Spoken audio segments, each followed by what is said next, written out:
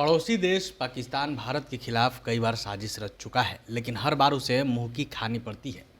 अब तक कई ऑपरेशन भारत के खिलाफ किए जा चुके हैं, लेकिन पाकिस्तान कभी उसमें सफल नहीं हो सका है। आज हम एक ऐसे ही ऑपरेशन की बात करेंगे जिसे पाकिस्तान ने भारत को शिकस्त देने के लिए लॉन्च किया, लेकिन खुद उसे ही हार का सामना करना पड़ा। उस ऑपरेशन का नाम ऑपरेशन जिब्राल्टर था।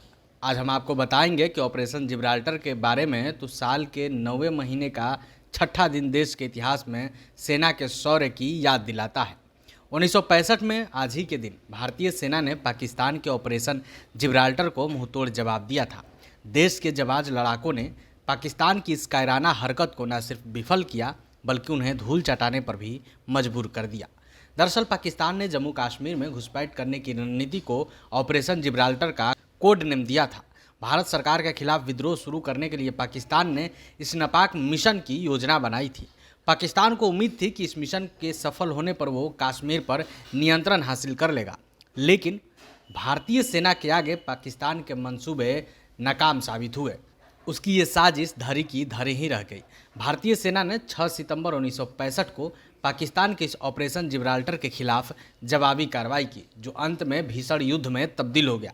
भारत के हाथों पाकिस्तान को इस युद्ध में करारी शिकस्त का सामना करना पड़ा। अब आपके मन में सवाल उठ रहा होगा कि आखिर पाकिस्तान ने इस मिशन का नाम ऑपरेशन जिब्राल्टर ही क्यों रखा। पाकिस्तान ने इससे पहले स्पेन पर हुए मुस्लिम आक्रमण से प्रभावित होकर अपने इस मिशन को ऑपरेशन जिब्राल्टर कोड नेम दिया था। बता दें कि स्पेन में जिब्राल्टर सीपोर्ट से ही मुस्लिम आक्रमण शुरू हुआ था। इस ऑपरेशन के तहत साल 1965 के अगस्त महीने में पाकिस्तानी सेना के गुरीला जवान और पैरा ट्रूप्स कश्मीर के स्थानीय निवासियों का भेष बदलकर घाटी में दाखिल हो गए थे। इनका मकसद यहाँ के स्थानीय नागरिकों को भड़काकर उन्हें भारत के खिलाफ करना था। पाकिस्तान इस खुशफहमी का शिकार था कि स्थानीय कश्मीरी नागरिकों को भड़काने में सफल हो जाएगा, जिसके बाद यहाँ घुसपैठ करके उसके सैनिक भारतीय सेना के खिलाफ आसानी से अपने हमले को अंजाम दे सकेंगे। पाकिस्तान की सोच थी कि जब स्थानीय कश्मीरी नागरिक भी इस विद्रोह की अगुवाई में होंगे, तब ऐसे में भारतीय सेना के लिए उनके खिलाफ काउंटर ऑपरेशन को अंजाम देना आसान नहीं होगा। भारतीय सेना पर इस हमले को अंजाम देने के लिए पाकिस्तान ने बेहद मजबूत रणनीति बनाई थी।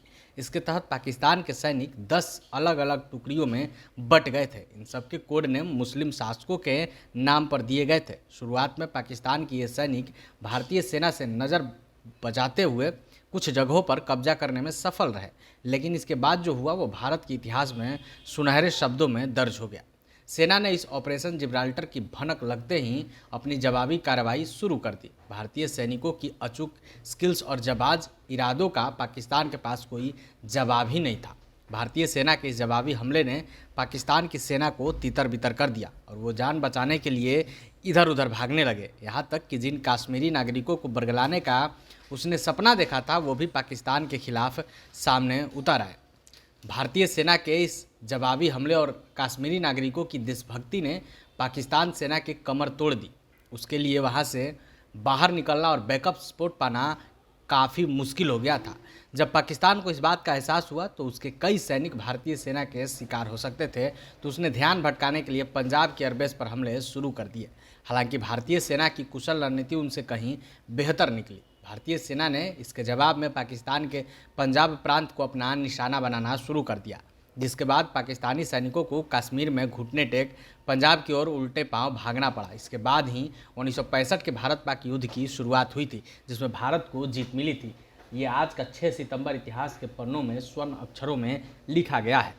भारतीय सेना के इस वीरता को आज भी दुनिया सलाम करती है। फिलहाल आप बने रहें मीडिया दर्शन के साथ। अगर ये खबर आप यूट्यूब पर देख रहे हैं तो चैनल को सब्सक्राइब करें। अगर ये खबर आप फेसबुक पर देख रहे हैं तो हमारे पेज को लाइक करें। वीडियो देखने के लिए आपका धन्यवाद।